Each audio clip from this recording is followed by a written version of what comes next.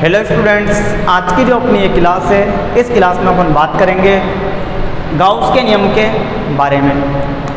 अब ये गाउस का नियम क्या होता है, ठीक है, क्या है, इसको अपन जानेंगे। स्टूडेंट्स, इस क्लास में अपन गाउस के नियम को प्रूव करेंगे, साथ ही गाउस के नियम के जो अनुप्रयोग है उन अनुप्रयोगों को भी अपन इस क्लास में देखेंगे।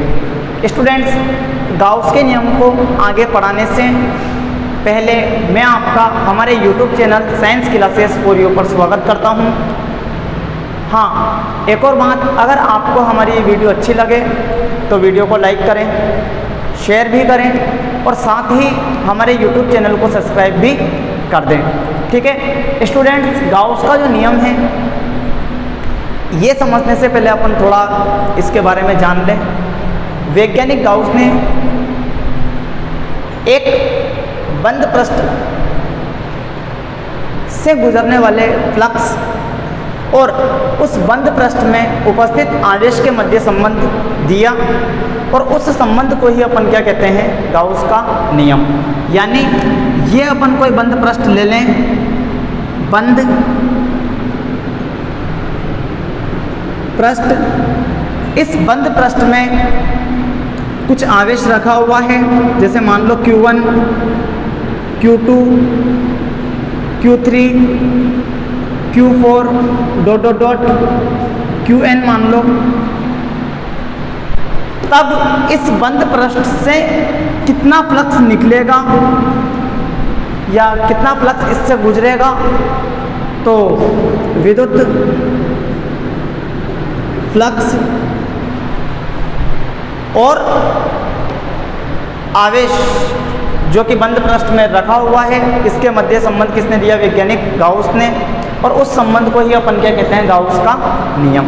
अब संबंध क्या है, नियम क्या है, नियम आपके सामने लिखा हुआ है, ठीक है, कि विद्युत क्षेत्र में रखे किसी बंद काल्पनिक पृष्ठ से गुजरने वाला विद्युत फ्लक्स उस बंद पृष्ठ में उपस्थित कुल आवेश का, ये जो आवेश है इन सभी आवेशों का योग, कुल आवेश का 1/ε गुना होता है।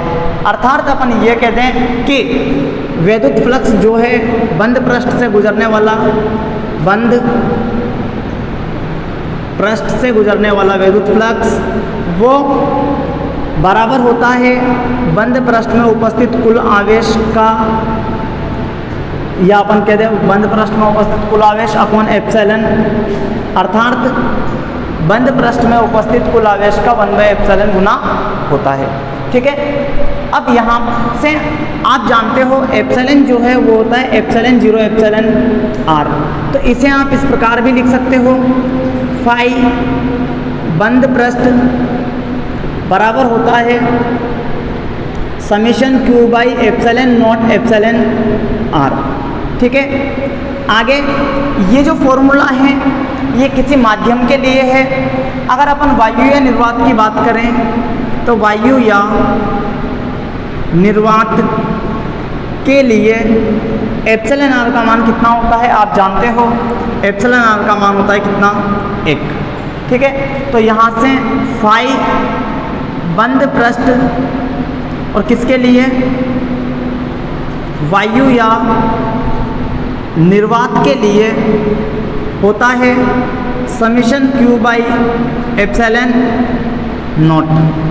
ठीक है। तो वायु या निर्वात में किसी विद्युत क्षेत्र में रखे बंद काल्पनिक पृष्ठ से गुजरने वाला कुल फ्लक्स उस बंद पृष्ठ में उपस्थित कुल आवेश का 1/ε0 गुना होता है। ये भी गाउस का नियम ही है। ये नियम माध्यम के लिए है और ये नियम वायु या निर्वात के लिए है। तो ये तो बात हो गई अपनी गाउस के नियम की। तो एक बार अपन रिवाइज कर लेते हैं गाउस का नियम। तो गाउस का नियम बंद पृष्ठ में उपस्थित आवेश तथा विद्युत फ्लक्स के मध्य संबंध बताता है। संबंध क्या है कि बंद पृष्ठ से गुजरने वाला कुल फ्लक्स बंद पृष्ठ में उपस्थित कुल आवेश का 1/ε गुना होता है। ये और ये सूत्र माध्यम के लिए है। वायु या निर्वात के लिए εr का मान 1 होता है, तो अपन कह देंगे कि वायु या निर्वात के लिए समेशन Q/ε0 होता है, अर्थात वायुव्य निर्वात में बंद पृष्ठ से गुजरने वाला कुल फ्लक्स बंद पृष्ठ में उपस्थित कुल आवेश का 1/ε0 गुना होता है। तो ये तो बात हो गई अपने गाउस के नियम की। गाउस के नियम को अपन सिद्ध कर लेते हैं। गाउस के नियम का ये कथन लिखा हुआ है, ठीक है। इसके अनुसार जब अपन ने इसका गणितीय रूप लिखा था तो गणितीय रूप क्या आया था, फाई बंद पृष्ठ या बंद पृष्ठ से गुजरने वाला flux summation Q by epsilon, यानी अपन को ये फॉर्मूला लेकर आना है, ठीक है। तो प्रूव कर लेते हैं, अपन इसको सिद्ध कर लेते हैं, ठीक है। इसके लिए सबसे पहले तो अपन एक गोलाकार बंद पृष्ठ ले लेते हैं। इसकी जो त्रिज्या है वो त्रिज्या है r, ठीक है। गोलाकार बंद पृष्ठ का मतलब एक खोखली गेंद है प्लास्टिक की, ठीक है, ऐसे मान के चलना, ठीक है। यहाँ पर इस बंद पृष्ठ से गुजरने वाले फ्लक्स की अपन को गणना करनी है, वो फ्लक्स अपन को निकालना है। ये बंद पृष्ठ है। एक बात का ध्यान रखना कि इस बंद पृष्ठ को अपन गाउसियन पृष्ठ भी कहते हैं, गाउसियन पृष्ठ, ठीक है। तो यहाँ जब इस डेरिवेशन को अपन करेंगे तब यहाँ पर मैं गाउसियन पृष्ठ बोलूँ तो घबराने वाली बात नहीं है।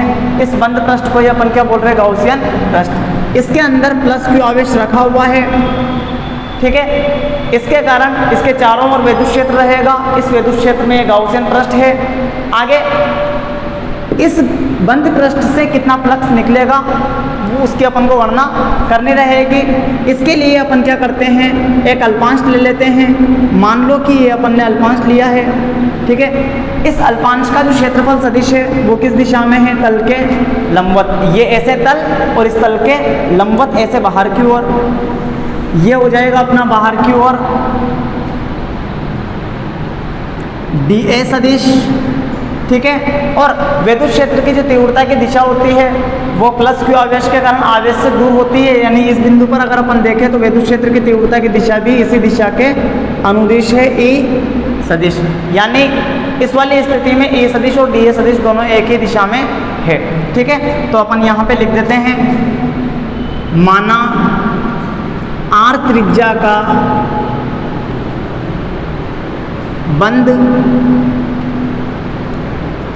काल्पनिक पृष्ठ, जिसे अपन कहते हैं गाउसियन पृष्ठ,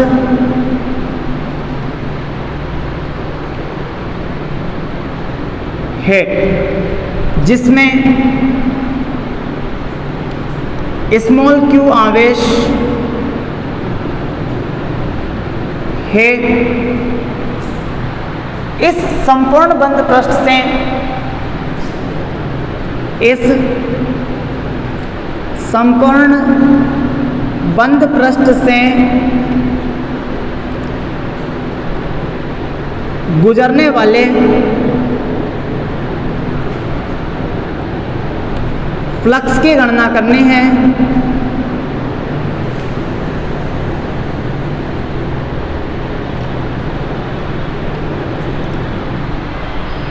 तब विद्युत फ्लक्स की परिभाषा से, विद्युत फ्लक्स की परिभाषा से, तो विद्युत फ्लक्स की परिभाषा से विद्युत फ्लक्स का जो फॉर्मूला होता है अल्पांश के लिए वो क्या होता है, डी फाई बंद पृष्ठ बराबर ई सदिश डॉट dA सदिश। और संपूर्ण बंद पृष्ठ के लिए अगर निकालना चाहें तो संपूर्ण बंद पृष्ठ के लिए होता है फाई बंद पृष्ठ बराबर समाकलन बंद पृष्ठ का E सदिश डॉट dA सदिश, जिसे अपन लिख सकते हैं समाकलन बंद पृष्ठ E dA cos थीटा। चित्र से अगर अपन देखें तो E सदिश और dA सदिश एक ही दिशा में है, अर्थात अपन कह सकते हैं कि E सदिश समांतर है dA सदिश। तब थीटा बराबर कितना है 0 डिग्री, तो आपके पास क्या हो जाएगा, बंद पृष्ठ से गुजरने वाला फ्लक्स बंद पृष्ठ EDA cos 0 डिग्री, और cos 0 डिग्री का जो मान होता है वो होता है 1, तो यहाँ पर अपने पास क्या हो जाएगा, फाई बंद पृष्ठ बराबर बंद पृष्ठ का समाकलन EDA, और यहाँ पर cos 0 डिग्री की जगह कितना लिख देंगे 1। यहाँ अगर अपन देखें तो ये अल्पांश चाहे यहाँ हो, यहाँ हो, यहाँ हो, या गोले के पृष्ठ पर कहीं पर भी हो, सभी के लिए त्रिज्या r का मान सेम है, आवेश सभी के लिए सेम है, तो विद्युत क्षेत्र की तीव्रता भी प्रत्येक स्थिति में क्या रहेगी, सेम।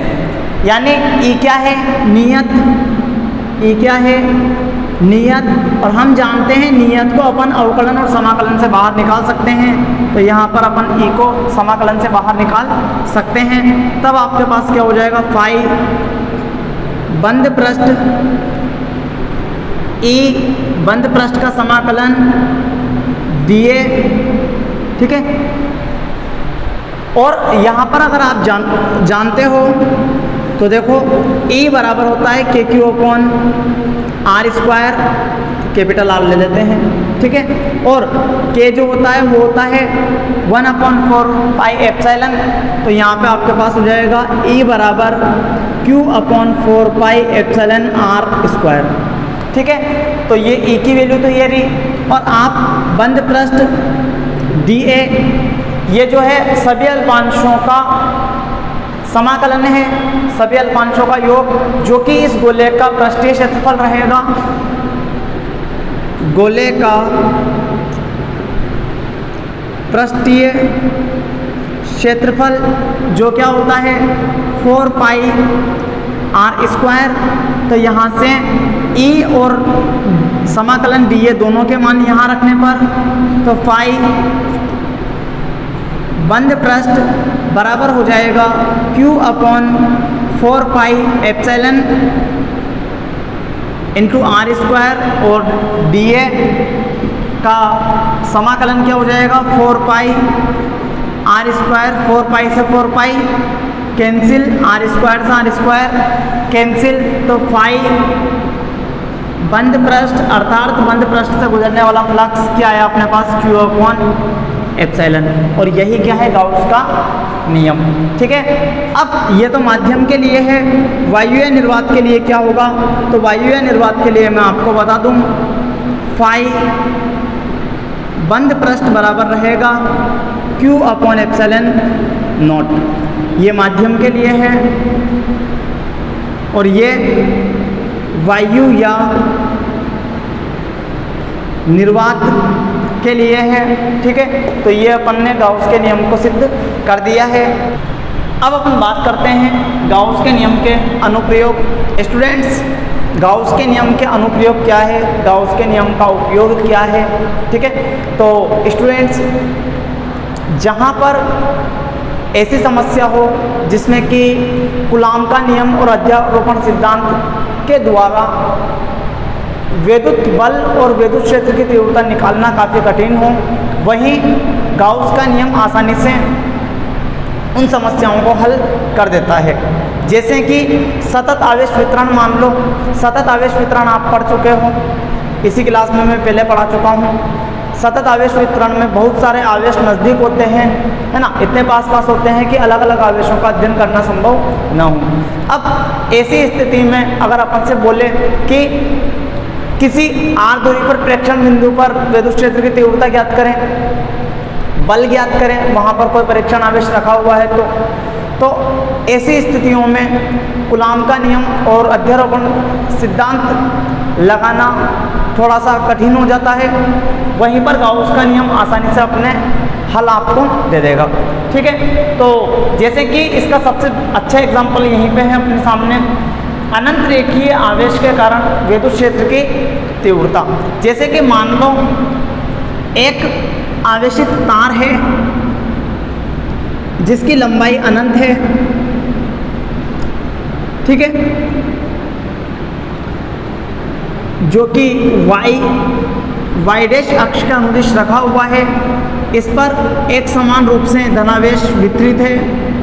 अब आप ये सोचो कि जैसे मैं आपसे बोलूं कि ये पेन है, इसकी लंबाई इतनी है, इस पर धनावेश समान रूप से वितरित है और इस पेन से कुछ दूरी पर आपको विद्युत क्षेत्र की तीव्रता ज्ञात करनी है, तो आप कुछ कैलकुलेशन करके, कुछ कठिनाई का सामना करके आप निकाल सकते हो। लेकिन अपने पास जो तार है आवेशित वो अनंत लंबाई का है, और अब अनंत लंबाई के तार के कारण अपन को विद्युत क्षेत्र की तीव्रता की गणना करनी है। किसी बिंदु पर, मान लो P बिंदु पर अपन को विद्युत क्षेत्र की तीव्रता की गणना करनी है, ठीक है। तो फिर इस ऐसी समस्याओं में कूलॉम का नियम और अध्यारोपण सिद्धांत को लगाना थोड़ा सा कठिन हो जाता है, और ऐसी समस्याओं को गाउस का नियम आसानी से हल कर देगा, ठीक है। देखो, तो सबसे पहले तो गाउस का नियम क्या कहता है कि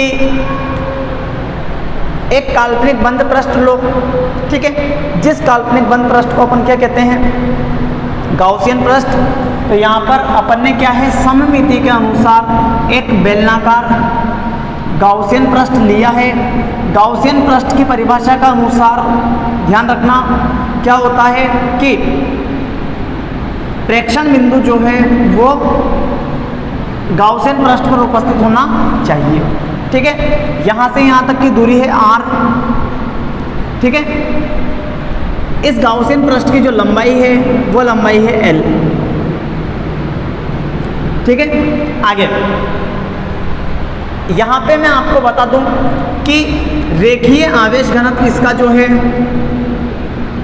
रेखीय आवेश घनत्व वो है लैम्डा कूलॉम अपॉन मीटर, ठीक है। यानी इस तार की एकांक लंबाई पर जो आवेश उपस्थित है वो कितना है, लैम्डा कूलॉम बाई मीटर, ठीक है। अब यहाँ से इस बिंदु पर अपन को विद्युत क्षेत्र की तीव्रता की गणना करनी है।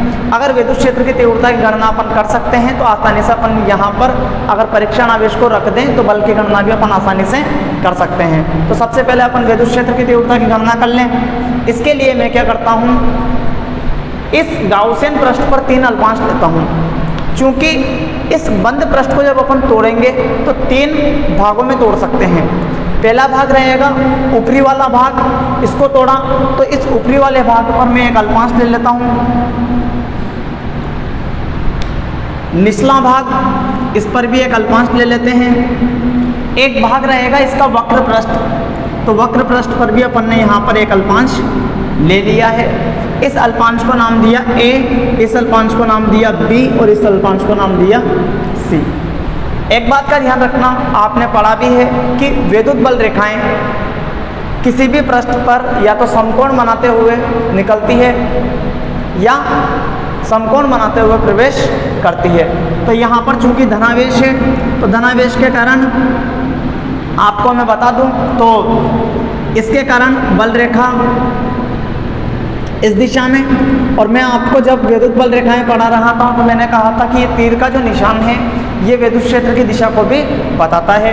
तो इस अल्पांश पर विद्युत क्षेत्र की दिशा इस दिशा में, इस अल्पांश पर भी इस दिशा में, और इस अल्पांश पर भी विद्युत क्षेत्र की तीव्रता इस दिशा में है, ठीक है। स्टूडेंट्स, कभी टाइम मिला तो अपन इसे प्रूव कर सकते हैं कि विद्युत क्षेत्र की जो दिशा है इसी दिशा में क्यों होती है, ठीक है। आगे अब यहाँ पर क्षेत्रफल सदिश की अगर अपन बात करें तो क्षेत्रफल सदिश देखना, अल्पांश अपन ने निचले पृष्ठ पर लिया है तो ये इस तरह से है, तो क्षेत्रफल सदिश कैसे रहेगा, तल के लंबवत नीचे की ओर, तो ये इसका क्षेत्रफल सदिश हो गया DA सदिश, ठीक है। ऐसे ही इस वाले पृष्ठ पर बात करें तो पृष्ठ ऐसे हैं, इसका क्षेत्रफल सदिश हो गया इस दिशा में, तो ये हो जाएगा अपना क्या, DA सदिश। यहाँ की अगर अपन बात करें तो यहाँ पर चूंकि ऊपर है ऊपरी पृष्ठ तो क्षेत्रफल सदिश ऊपर की ओर हो जाएगा, और ऊपर की ओर क्या रहेगा, DA सदिश, ठीक है। अब ये तो अपन ने इसके बारे में बात कर ली, गाउसियन पृष्ठ पर अल्पांश वगैरह लेके अपन ने विद्युत क्षेत्र की तीव्रता की दिशा देख ली। क्षेत्रफल सदिश की दिशा देख ली। अब अपन क्या है, गाउस के नियम का उपयोग करके इस प्रेक्षण बिंदु P पर विद्युत क्षेत्र की तीव्रता की गणना करेंगे। इसके लिए आपको दो बातें पता होनी चाहिए, एक तो गाउस का नियम पता होना चाहिए। तो गाउस का नियम तो आप जानते हो, गाउस का नियम क्या होता है, फाई बंद पृष्ठ बराबर होता है summation Q by epsilon naught समीकरण नंबर 1। ठीक है स्टूडेंट्स, चूंकि ये फाई है, ये क्या है, विद्युत फ्लक्स। तो विद्युत फ्लक्स की परिभाषा से, विद्युत फ्लक्स की परिभाषा से, तो विद्युत फ्लक्स की परिभाषा जानते हो क्या, इससे पहले वाली क्लास में आप पढ़ चुके हो। विद्युत फ्लक्स क्या होता है, ई सदिश और डी ए सदिश का अदिश गुणनफल, अल्पांश के लिए जो रहेगा डी फाई रहेगा, ई सदिश डॉट डी ए सदिश का अदिश गुणनफल, और संपूर्ण पृष्ठ के लिए अगर अपन को निकालना है तो ये फाई कुल हो जाएगा, फाई बंद पृष्ठ और यहाँ पे समाकलन का चिन्ह लग जाएगा और बंद पृष्ठ आ जाएगा। इसी को अब आप लिख सकते हो बंद पृष्ठ E d A cos theta समीकरण 2। यहाँ पर आप देखो समीकरण 1 व समीकरण 2 से, समीकरण 1 व समीकरण 2 से, तो समीकरण 1 और समीकरण 2 से देखें तो चूंकि ये दोनों बराबर हैं आपस में, तो ये भी आपस में क्या रहेंगे, बराबर। तो मैं यहाँ पे लिख सकता हूँ बंद पृष्ठ E d A cos theta बराबर summation Q upon epsilon naught. ठीक है, आगे अगर अपन बात करें तो इस बंद पृष्ठ को अपन कितने पृष्ठों में तोड़ सकते हैं, 3, और अपन ने यहाँ पे अल्पांश भी तीनों पृष्ठों पर ले रखे हैं, तो मैं इनको 3 पृष्ठों में तोड़ देता हूँ। इसको नाम देता हूँ S1 पृष्ठ, S2 और पृष्ठ S3। तो यहाँ पे अपन लिख देंगे। अब अपन बंद पृष्ठ नहीं लगाएंगे क्योंकि अब बंद पृष्ठ को अपन खोल रहे हैं, तो खुला पृष्ठ हो गया S1 E d A cos theta plus S2 E d A cos theta plus S3 E d A cos theta और summation Q by epsilon naught. ठीक है, अब आगे आप देखो तो S1 और S3 के लिए पृष्ठ S1 व S3 के लिए क्या होगा, देखो E सदिश लंबवत है DA सदिश, दिख रहा है, E सदिश और DA सदिश के बीच में कोण कितने का है, 90 का, यहाँ पर भी और यहाँ पर भी। तो थीटा कितना है, 90 डिग्री, और कॉस 90 डिग्री का मान कितना है, 0। ठीक है, एक और अगर आप बात करो तो पृष्ठ S2 के लिए E सदिश समांतर है DA सदिश, तो थीटा बराबर 0 डिग्री और कॉस 0 डिग्री का जो मान होता है वो कितना होता है, 1। ठीक है, ये तो बात हो गई अपने यहाँ तक। अब अपन को क्या करना है, S1 इसकी जगह कितना रखेंगे, 0, इसकी जगह भी 0, ये 0 से गुणा होके 0 और ये भी 0 से गुणा होके 0, तो ये अपने पास क्या हो जाएगा, 0 प्लस S2 ई डी ए 1 से गुणा कर देंगे इसको, और ये भी कितना हो जाएगा, 0। ये बराबर आपको हो जाएगा summation Q by epsilon naught. ठीक है, अब यहाँ अगर अपन देखें तो पृष्ठ S2 पर अगर अपन देखें तो आप चाहे अल्पांश यहाँ लो, यहाँ लो, यहाँ लो, यहाँ लो, यहाँ लो, यहाँ लो, यहाँ लो, यहाँ लो, कहीं पर भी लो। ठीक है, सभी अल्पांशों की जो दूरी है तार से वो कितनी है, r, आवेश भी क्या है, सेम। ठीक है, इसका मतलब क्या है, विद्युत क्षेत्र की तीव्रता भी क्या है, इस पृष्ठ के लिए नियत है। तो अपन लिख सकते हैं कि पृष्ठ S2 के लिए विद्युत क्षेत्र की तीव्रता सभी अल्पांशों के लिए नियत है, तो अपन लिख सकते हैं E बराबर नियत। और आप जानते हो कि अवकलन और समाकलन से जो अचर होते हैं, कांस्टेंट होते हैं, वो बाहर आ जाते हैं। तो अब क्या हो जाएगा अपने पास, E बाहर S2 dA summation Q by epsilon not. Students, आपको कुछ बातें पता होनी चाहिए। अगर इस वक्र पृष्ठ पर मैं सभी अल्पांशों को जोड़ दूं तो ये जो समाकलन dA है, समाकलन dA S2, ये हो जाएगा बेलन का वक्र पृष्ठ का क्षेत्रफल, बेलन का वक्र पृष्ठ का क्षेत्रफल। और आप जानते हो बेलन का वक्र पृष्ठ का क्षेत्रफल क्या होता है, तो हाँ जानते हैं, 2 पाई r l होता है। क्या होता है, 2 पाई r l होता है। अब यहाँ से अगर अपन देखें एक और बात, तथा चूंकि एकांक लंबाई का जो आवेश है वो कितना है, लैम्डा, तो l लंबाई का क्या हो जाएगा, देखो यहाँ से चूंकि अपन जानते हैं लैम्डा बराबर होता है समेशन Q बाई L, तो यहाँ से समेशन Q क्या हो जाएगा, लैम्डा L। आगे बात समझने, तो समेशन Q की जगह अपन लिख देंगे लैम्डा, एकांक लंबाई का आवेश को गुणा कर देंगे लंबाई से, तो अपने यहाँ से लेकर यहाँ तक का आवेश आ जाएगा। आगे अगर अपन बात करें तो देखो इस समीकरण में मान रख दें समीकरण 3, समीकरण 3 में मान रखने पर, मान रखने पर तो E बराबर अपने पास क्या हो जाएगा,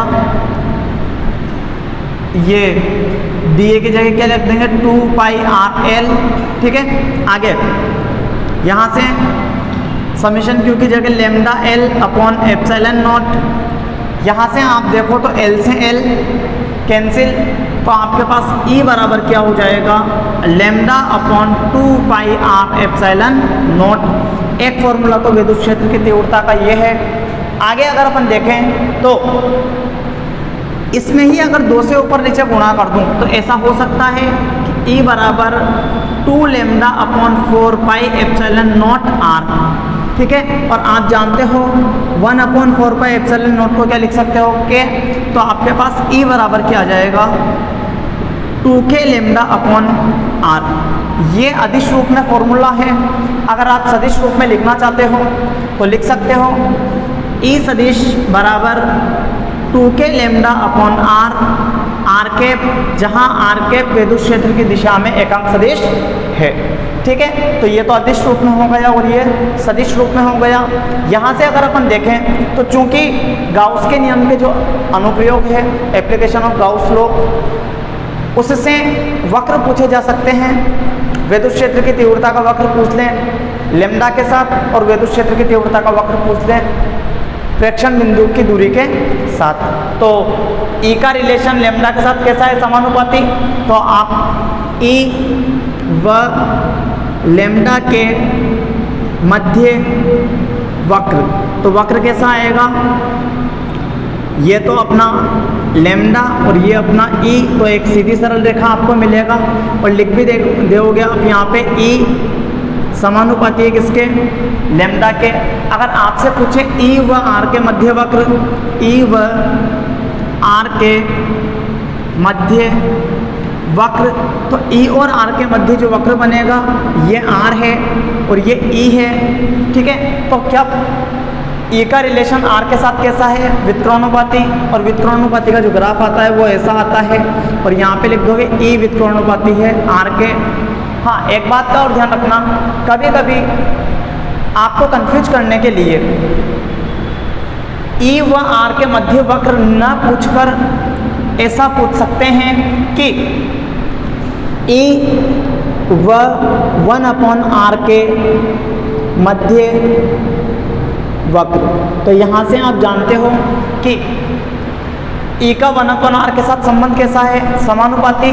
तो यहाँ से आप जो वक्र बनाओगे कैसा बनाओगे, 1/r, और यहाँ पर ये ई, और वक्र कैसा आएगा, सीधी सरल रेखा, और लिख भी दोगे ई समानुपाती 1/r। तो ध्यान रखना, ये इसके वक्र हो गए हैं, ये डेरिवेशन अपना कंप्लीट हो चुका है।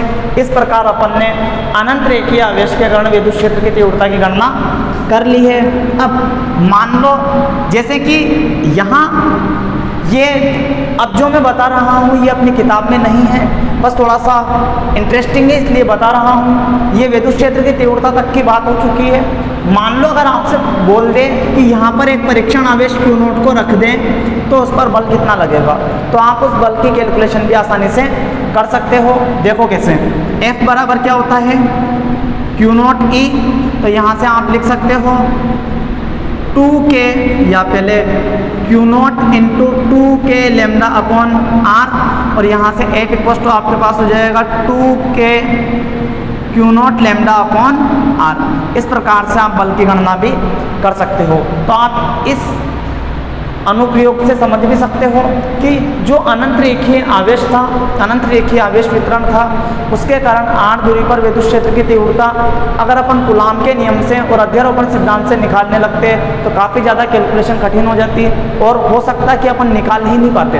ठीक है, तो ये गाउस का नियम अपन को लंबी चौड़ी और कठिन कैलकुलेशन से बचा देता है। तो यही गाउस के नियम का क्या है, इम्पोर्टेंस है, गाउस के नियम का अनुप्रयोग है। ये पहला अनुप्रयोग अपन देख चुके हैं। अब अपन देखते हैं गाउस के नियम का दूसरा अनुप्रयोग। ठीक है स्टूडेंट्स, इसका जो दूसरा अनुप्रयोग है जिसमें कि अपरिमित समरूप आवेशित अचालक परत के कारण विद्युत क्षेत्र की तीव्रता की अपन को गणना करनी है। अब ये थोड़ी और अच्छी समस्या है जिसमें कि अनंत विस्तार की है। ठीक है, लिखा हुआ है अपरिमित अचालक आवेशित परत के कारण विद्युत क्षेत्र की तीव्रता अपन को निकालनी है। इसके लिए मैं आपको बता दूं कि यहाँ पर अपन एक अचालक परत ले लेते हैं। मान लो कि ये कोई अचालक परत है,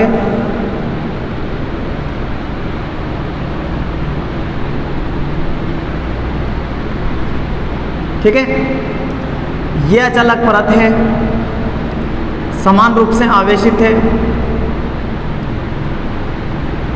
अनंत विस्तार की है। ठीक है,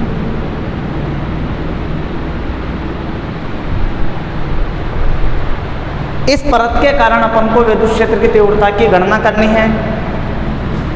ठीक है, मान लेते हैं कि अपना प्रेक्षण बिंदु यहाँ पर है।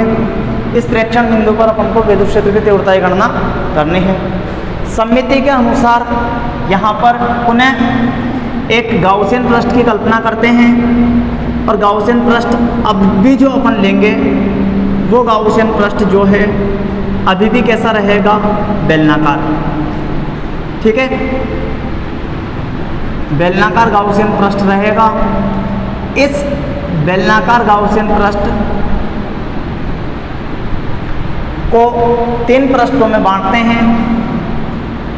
एक पृष्ठ ये है, इस पर एक अल्पांश ले लेते हैं। दूसरा पृष्ठ ये रहा, इस पर भी एक अल्पांश ले लेते हैं। और तीसरा पृष्ठ ये रहा, इस पर भी एक अल्पांश ले लेते हैं। अल्पांश आप स्वेच्छा से ले सकते हो, मैंने अल्पांश यहाँ लिया है, आप चाहो यहाँ ले सकते हो, आप चाहो यहाँ लो, आप चाहो यहाँ लो, ध्यान रखना। ठीक है, यहाँ अपन ने अल्पांश लिया है, अल्पांश यहाँ की जगह यहाँ ले सकते हो, यहाँ की जगह यहाँ ले सकते हो, कोई आपत्ति नहीं है। थोड़ा चित्र अच्छा लगे इसलिए अपन ने अल्पांश थोड़े ऐसे लिए हुए हैं। ठीक है, पृष्ठों को नाम दे देते हैं। ये पृष्ठ S1 है, ये S2 है, ठीक है, और ये क्या है, S3। ठीक है, ध्यान रखना। इसका जो पृष्ठ आवेश घनत्व है, पृष्ठ आवेश घनत्व वो क्या है, सिग्मा। और पृष्ठ आवेश घनत्व क्या होता है, एकांक क्षेत्रफल पर उपस्थित आवेश क्या कहलाता है, पृष्ठ आवेश घनत्व। ठीक है, तो ये सिग्मा है। अब यहाँ अगर अपन देखें तो देखो, इसका जो क्षेत्रफल है वो क्षेत्रफल में मैं मान लेता हूँ, क्षेत्रफल है A, और इसका जो क्षेत्रफल जो भी रहा होगा वो भी अपन ने क्या मान लिया, कितना है, ए। ठीक है, ध्यान रखना। अब ये चूंकि ये जो पृष्ठ है ऐसे हैं, इसका क्षेत्रफल सदिश ऐसे रहेगा, तो ये आपके पास हो जाएगा डी ए सदिश। ऐसे ही इस वाले पृष्ठ की अगर अपन बात करें तो ये ऐसे है, इसका क्षेत्रफल सदिश ऐसे हो जाएगा बाहर की ओर। ठीक है, ये भी डी ए सदिश। ठीक है, आगे यहाँ अगर अपन देखें तो ये ऊपर की ओर है, तो इसका क्षेत्रफल सदिश ऐसे, ये हो जाएगा अपना डी ए सदिश। ये तो आप क्षेत्रफल सदिश को देख चुके हों। अब अपन विद्युत क्षेत्र की तीव्रता को देख लेते हैं। तो विद्युत क्षेत्र की तीव्रता इस बिंदु पर देखें तो धनावेश है, तो बाहर की ओर ये हो जाएगा ई सदिश। इस अल्पांश पर देखें तो भी बाहर की ओर ऐसे ई सदिश। यहाँ अगर आप देखो तो गलती से भी ऐसे मत दर्शा देना। क्यों? क्योंकि ये जो धनावेश है ये परत ऐसे हैं, जैसे कि एक तरह से ये इस तरह से, इधर भी धनावेश है और इधर भी धनावेश है। तो इस धनावेश के कारण बल रेखाएं बाहर की ओर और इस धनावेश के कारण बल रेखाएं बाहर की ओर। तो इसके कारण जो विद्युत क्षेत्र की दिशा होगी, इसके कारण इस यहाँ पर तो वो किस दिशा में रहेगी, इसी दिशा में ये रहेगा अपना ई सदिश।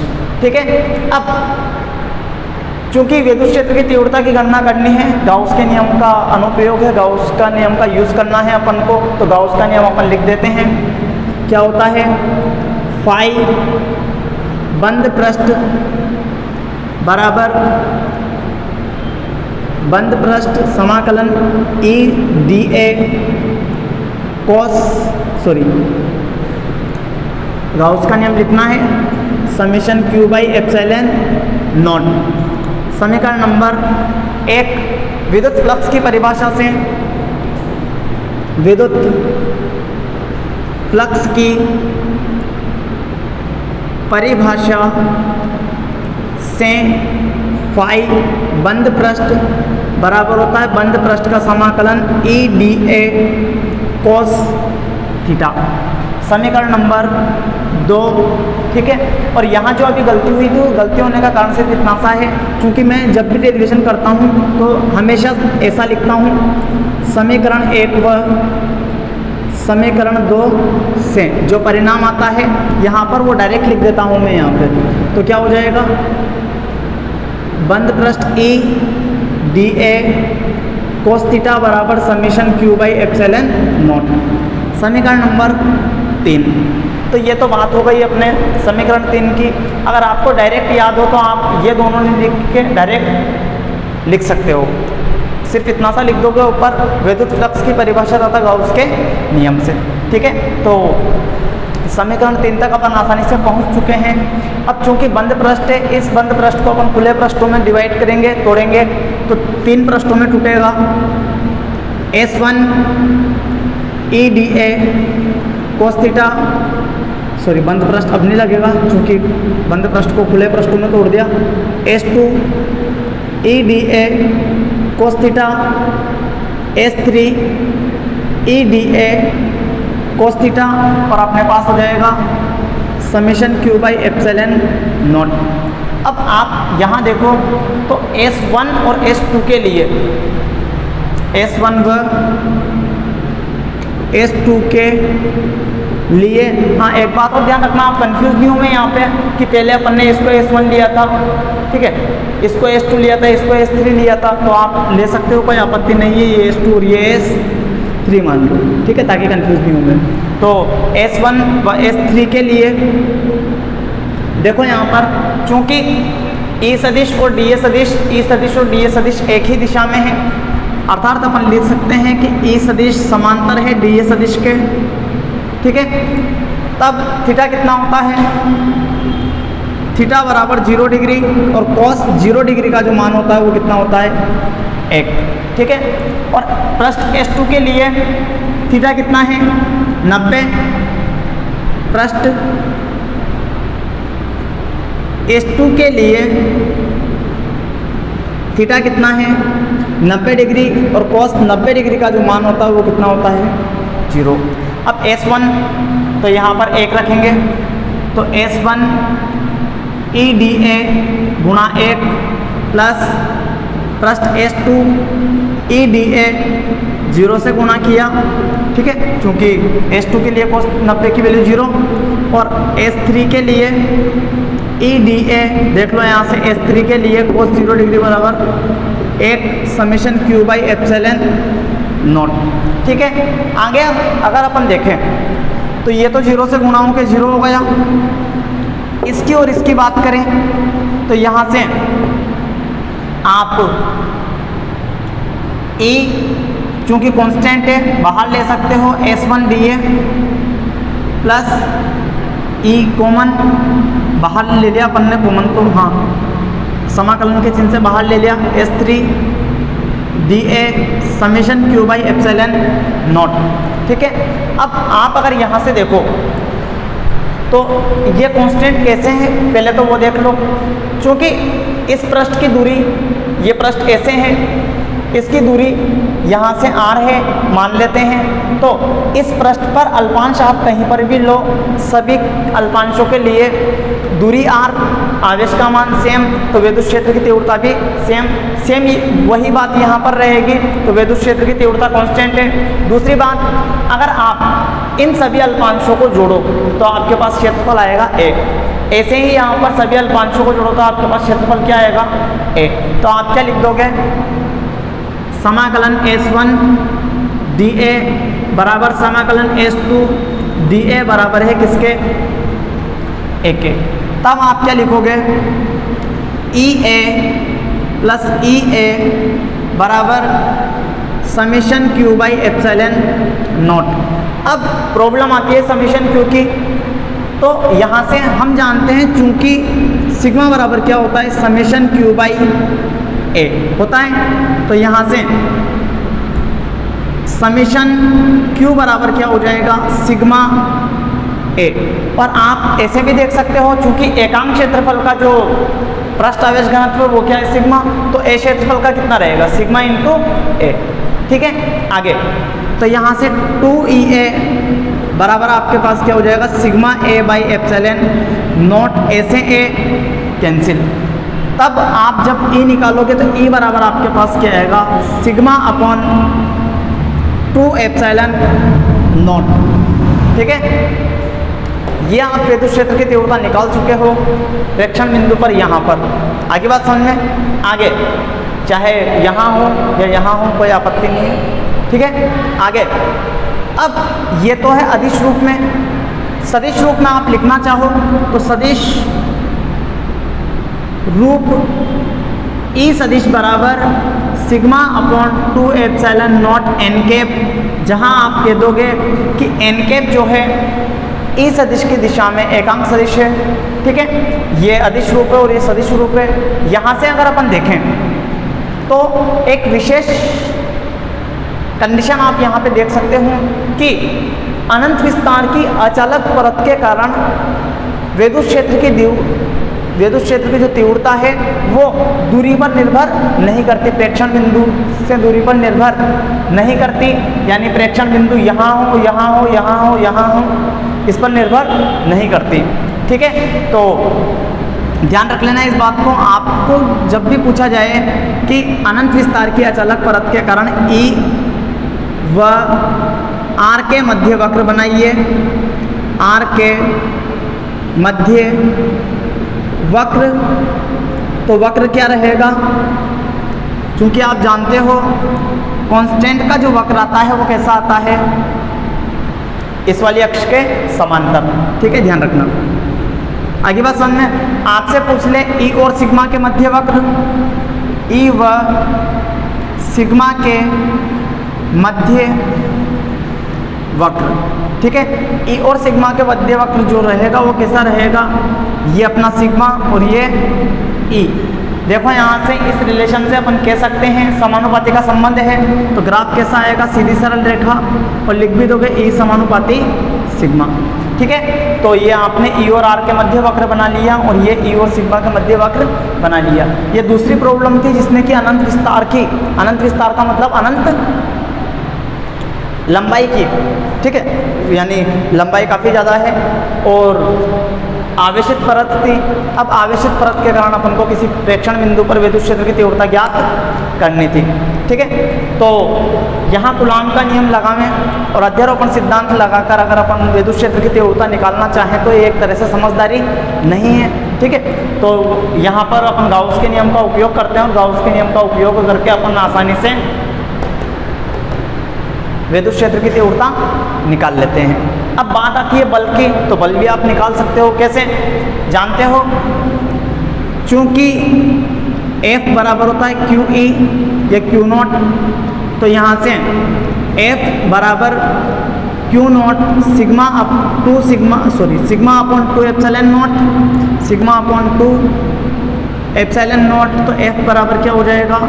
Sigma Q not by 2 epsilon not.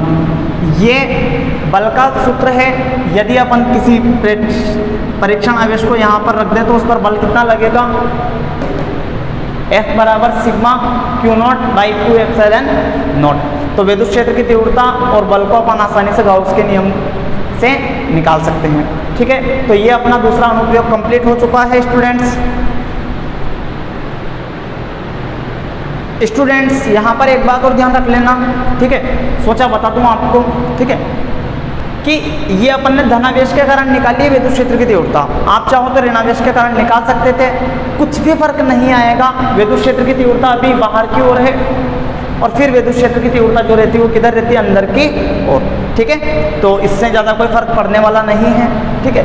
ऐसे ही जो अपन ने वो अनंत लंबाई का जो आवेशित तार लिया था उसके कारण भी अपन ने धनावेश के कारण तीव्रता निकाली, ऋणावेश के कारण निकालते तो सिर्फ विद्युत क्षेत्र की तीव्रता की दिशा का अंतर आता, परिमाण सेम वो का वो ही रहता, ठीक है। तो अब अपन अगला अनुप्रयोग देख लेते हैं। अब अपन तीसरा अनुप्रयोग देख लेते हैं। तीसरा अनुप्रयोग अच्छा सा है, छोटा सा है, ठीक है।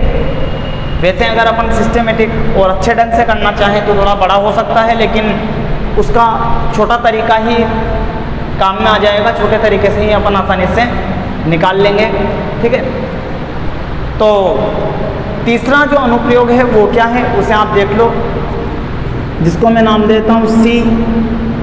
परिमित समरूप आवेशित अचालक की जगह क्या आ जाएगा? चालक परत के कारण विद्युत क्षेत्र की तीव्रता की अपन को गणना करनी है। स्टूडेंट्स यहाँ पर ध्यान रखना कि जो अपन प्लेट ले रहे हैं वो कुछ ऐसी है, ठीक है, चालक है, उसकी कुछ मोटाई है, ठीक है। उसका एक पृष्ठ ये रहा, दूसरा पृष्ठ ये रहा, इसको भी इसको आवेशित कर रखा है, ठीक है। ध्यान रखना, इसको मैं ये जो है इसको मैं कुछ इस प्रकार से यहाँ पे दर्शा रहा हूँ। देखना कैसे, इसकी कुछ मोटाई है,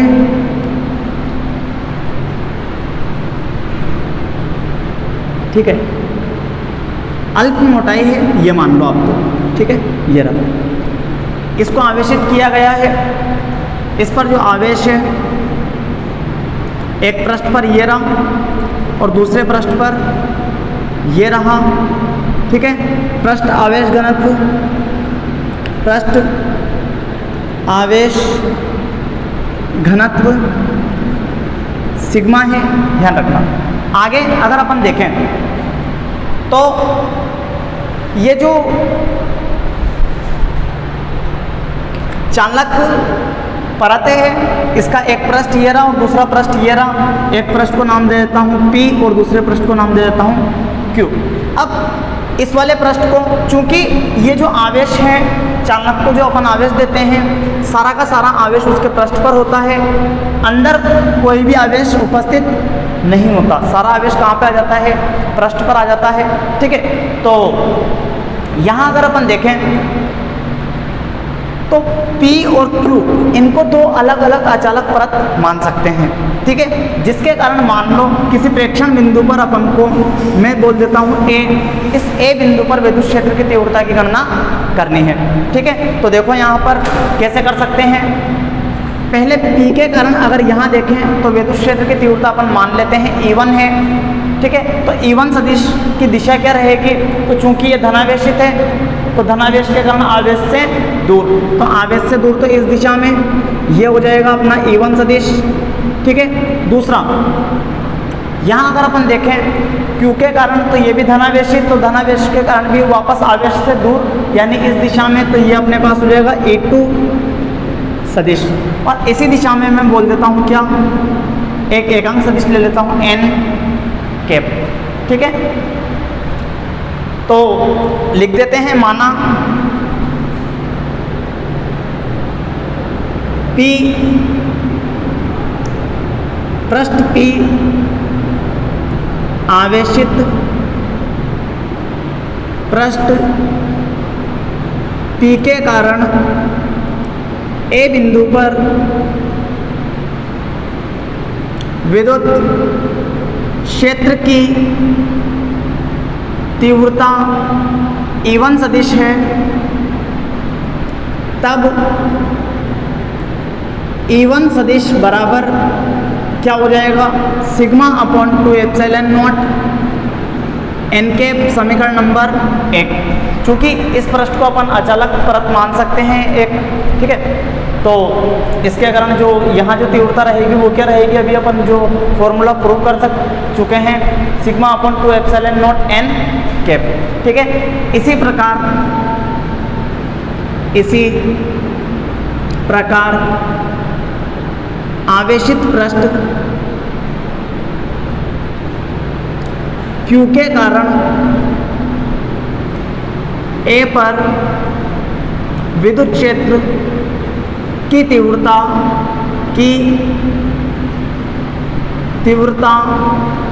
E2 सदिश है, तब E2 सदिश बराबर हो जाएगा अपने sigma upon 2 epsilon not n cap, समीकरण नंबर 2। यहाँ अगर अपन देखें तो चूंकि E1 सदिश और E2 सदिश दोनों एक ही दिशा में हैं, देखो यहाँ पर E1 भी इस दिशा में और E2 भी इसी दिशा में है, तो परिणामी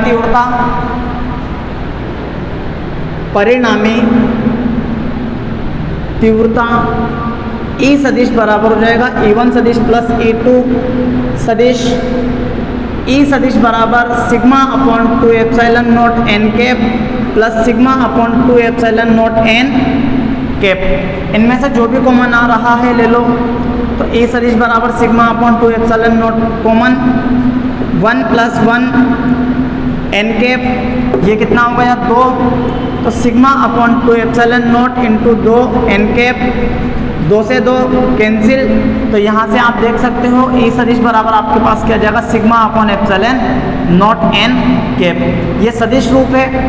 अगर परिमाण रूप में अपन लिखना चाहें तो परिमाण रूप क्या रहेगा, अदिश रूप क्या रहेगा, E बराबर सिग्मा अपॉन एप्सिलॉन नॉट। ठीक है, यहाँ अगर अपन देखें तो कुछ बातें समझ सकते हैं। पहली तो ये कि E जो है R पर निर्भर नहीं करती, यानी E व R के मध्य वक्र कैसा रहेगा, अभी जो अपन ने बना था सेम वो का वो, ये R ये E, तो वक्र कैसा रहेगा, इस टाइप का।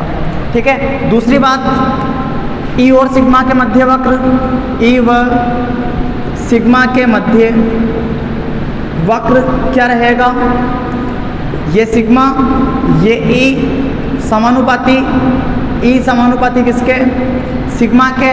दूसरी बात आप ये देख सकते हो कि चालक आवेशित अपरिमित परत के कारण विद्युत क्षेत्र की जो तीव्रता है किसी बिंदु पर, वो अचालक परत के कारण जो तीव्रता होती है, अनंत विस्तार की अचालक परत के कारण जो तीव्रता होती है, उस तीव्रता की 2 गुनी होती है, यानी वहाँ पर आधी होती है और यहाँ पर 2 गुनी होती है। ठीक है, ध्यान रखना।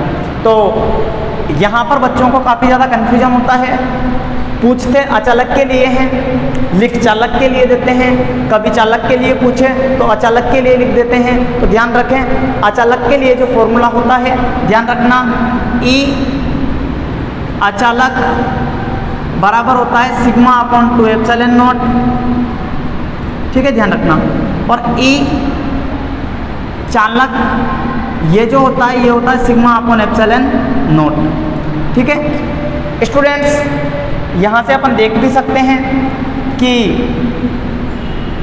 ई चालक और ई अचालक में जो संबंध होता है वो होता है ई चालक बराबर 2 इंटू ई अचालक। ठीक है, ध्यान रख लेना। ठीक है, ऐसे ही बल भी अपन निकाल सकते हैं। बल निकालना चाहो तो निकाल सकते हो। F बराबर क्या हो जाएगा, Q नॉट E, तो F बराबर क्या हो जाएगा, sigma Q not by epsilon naught. ठीक है, बल भी आप निकाल सकते हो। स्टूडेंट्स, ये अपन ने गाउस के नियम के 3 अनुप्रयोग कंप्लीट कर लिए हैं। इसके जो बचे हुए अनुप्रयोग हैं, इन अनुप्रयोगों को अपन अगली क्लास में देखेंगे। स्टूडेंट्स, आपको ये वीडियो अच्छी लगी हो तो वीडियो को लाइक करें, शेयर करें तथा हमारे YouTube channel science classes for you को सब्सक्राइब करना न भूलें। धन्यवाद।